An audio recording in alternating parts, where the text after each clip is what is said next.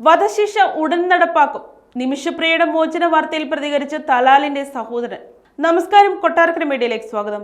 യമനി പൗരനെ കൊലപ്പെടുത്തിയ കേസിൽ നിമിഷപ്രിയയുടെ ശിക്ഷ റദ്ദാക്കിയെന്ന പ്രചാരണത്തിൽ പ്രതികരിച്ച കൊല്ലപ്പെട്ട തലാലിന്റെ സഹോദരൻ ഇവാഞ്ചലിസ്റ്റും ഗ്ലോബൽ പീസ് ഇനിഷ്യേറ്റീവ് എന്ന സംഘടനയുടെ സ്ഥാപകനുമായ ഡോക്ടർ പോൾ സോഷ്യൽ മീഡിയ പ്ലാറ്റ്ഫോമായ എക്സിൽ വീഡിയോയിലൂടെ നിമിഷപ്രിയയുടെ മോചനം സാധ്യമാകുമെന്ന് പറഞ്ഞിരുന്നു. മറ്റു റിപ്പോർട്ടുകളും ഇതിനോടൊപ്പം പുറത്തുവന്നു. പിന്നാലെയാണ് നിമിഷപ്രിയ ഉടൻ മോചിതയാകുമെന്ന പ്രചാരണം തലാലിന്റെ സഹോദരൻ നിഷേധിക്കുകയും മോചനമല്ല വധശിക്ഷ ഉടൻ നടപ്പാക്കുകയാണ് ഉണ്ടാവുക എന്ന പോസ്റ്റ് പങ്കുവയ്ക്കുകയും ചെയ്തു. യമനിലെയും ഇന്ത്യയിലെയും നേതാക്കളുടെ ശ്രമങ്ങളെ തുടർന്നാണ് നിമിഷപ്രിയയുടെ വധശിക്ഷ റദ്ദാക്കിയെന്നാണ് ഡോക്ടർ പോൾ പറഞ്ഞത്. നിമിഷപ്രിയയുടെ വധശിക്ഷ റദ്ദാക്കിയതിന് പിന്നിൽ പ്രവർത്തിച്ച എല്ലാ നേതാക്കൾക്കും ഞാൻ നന്ദി പറയുന്നു.